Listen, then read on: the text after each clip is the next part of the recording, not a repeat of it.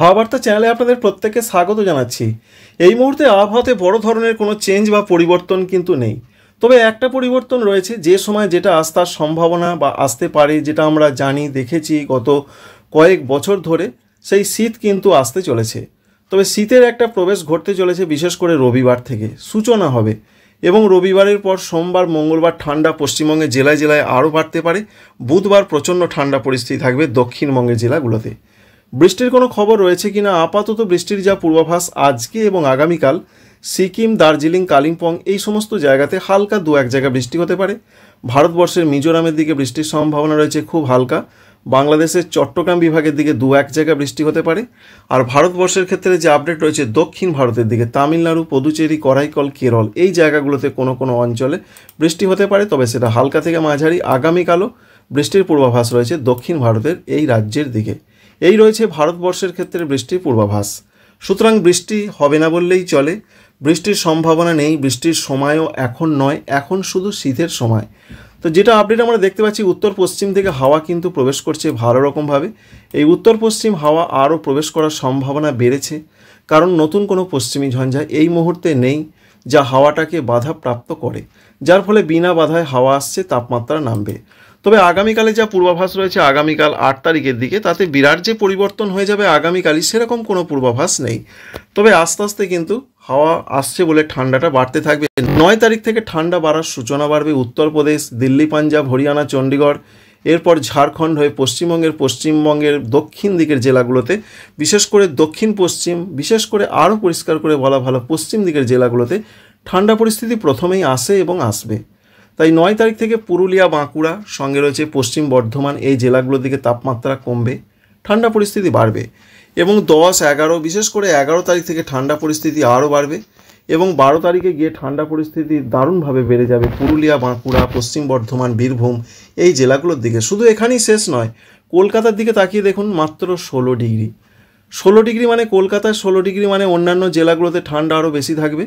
তাই কলকাতার মানুষজন ঠান্ডাকে ভালোভাবে উপভোগ করতে পারবেন শীত পড়ার আগেই, এটা কিন্তু আমরা লক্ষ্য করতে পারছি। তবে এই শীতটা বেশ কয়েকদিন থাকবে।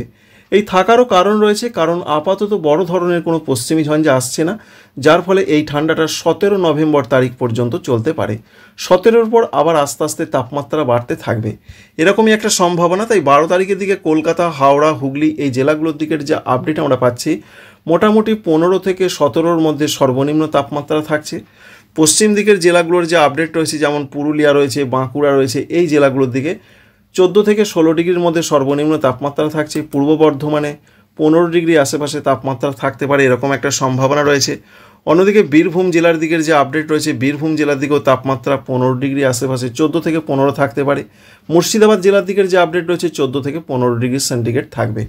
দক্ষিণবঙ্গে এখান থেকে আমরা যেটা বুঝতে পারলাম, 14 থেকে 18 ডিগ্রি বা 19 ডিগ্রির মধ্যে তাপমাত্রা থাকবে বা ঘোরাফেরা করবে, যার ফলে সারা দক্ষিণবঙ্গ জুড়ে ঠান্ডাটা ব্যাপকভাবে আসতে পারে 11, 12, 13 এই দিনগুলোতে। ঝাড়খণ্ডের তাপমাত্রা আরও কমবে। ঝাড়খণ্ডের রাজধানী রাঁচির দিকে মাত্র 12 ডিগ্রি দেখতে পাচ্ছি আমরা। 12 মানে চরম ঠান্ডা পরিস্থিতি। তবে এর পাশাপাশি পশ্চিমবঙ্গের উত্তরবঙ্গেও ঠান্ডা পরিস্থিতি কম কিছু নয়, সেখানেও ঠান্ডা যথেষ্ট বাড়বে। দার্জিলিং, কালিম্পং এখানে যা পূর্বাভাস 11 থেকে 13 ডিগ্রি থাকবে। শিলিগুড়ি, জলপাইগুড়ি, কুচবিহার, আলিপুরদুয়ার এদিকে থাকতে পারে 15 থেকে 18 ডিগ্রি সেন্টিগ্রেডের মধ্যে। উত্তর দিনাজপুর, দক্ষিণ দিনাজপুর, মালদা এখানে যা পূর্বাভাস আমরা দেখতে পাচ্ছি 15 থেকে 17-র মধ্যে থাকবে। এরকম একটা পশ্চিমবঙ্গের ক্ষেত্রে আপডেট রয়েছে।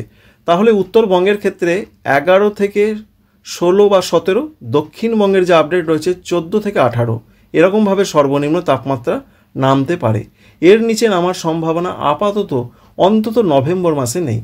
ডিসেম্বরে সেটা হতে পারে, 10-এর নিচে নামতে পারে, যেটা হয় শৈত্যপ্রবাহ আসতে পারে, শীতলতম দিন আসতে পারে, এরকম সম্ভাবনা ডিসেম্বর মাসে। বাংলাদেশের ক্ষেত্রেও সেরকমই পূর্বাভাস আমরা দেখতে পাচ্ছি, যেমন রংপুর, এছাড়া রয়েছে রাজশাহী এদিকে ঠান্ডা পরিস্থিতি বাড়বে।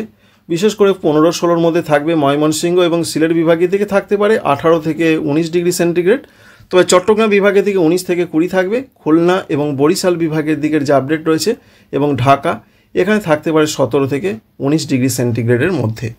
এবং বৃষ্টির কোনো সম্ভাবনা তো আপাতত কয়েকদিন নেই। এবং এই যে ঠান্ডা পরিস্থিতি এটা 17 তারিখ পর্যন্ত কন্টিনিউ বা চলতে পারে। 18 তারিখ থেকে আস্তে আস্তে কলকাতা সংলগ্ন জেলাগুলোর দিকে একটু রঙটা ফিকে হচ্ছে অবশ্যই বুঝতে পারছেন। দেখুন তাপমাত্রা 21 ডিগ্রি হয়ে যাচ্ছে, তাপমাত্রা আস্তে আস্তে বাড়বে। কিন্তু 21 তারিখের দিকে যা পূর্বাভাস রয়েছে অর্থাৎ 19, 20, 21 আবার নতুন করে একটি পশ্চিমী ঝঞ্ঝা আসতে পারে।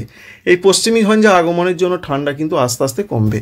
তাই 21 তারিখে নতুন করে যে পশ্চিমী ঝঞ্ঝা সেটা উত্তর পশ্চিম, বিশেষ করে এই পশ্চিম হিমালয় সংলগ্ন জায়গা দিয়ে প্রবেশ করতে পারে ভারতবর্ষে, যার ফলে ঠান্ডা পরিস্থিতির সাময়িক একটা ছেদ আসবে, যার ফলে এই পশ্চিমী ঝঞ্ঝা যখন সরবে তখন আবার ঠান্ডা পরিস্থিতি বাড়তে পারে।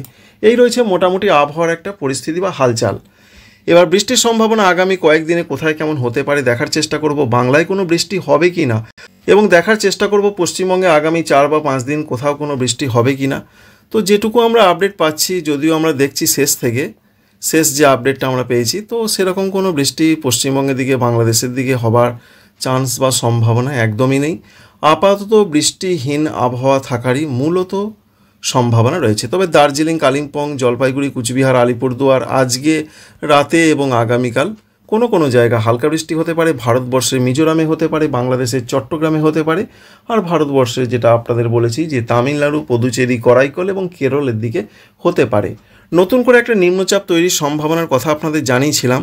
তবে সেই নিম্নচাপ যা পূর্বাভাস রয়েছে সেটা তৈরি হলো, মূলত সেটা শ্রীলঙ্কার দিকে যাওয়ার সম্ভাবনা রয়েছে, যার ফলে বৃষ্টিটা শ্রীলঙ্কার দিকে বাড়বে। দেখতেই পাচ্ছেন শ্রীলঙ্কার দিকে বাড়বে এবং বাড়বে ভারতবর্ষের দক্ষিণের রাজ্যগুলোতে, যেমন কেরল রয়েছে, তামিলনাড়ু রয়েছে, এই দিকে বৃষ্টিটা হবে।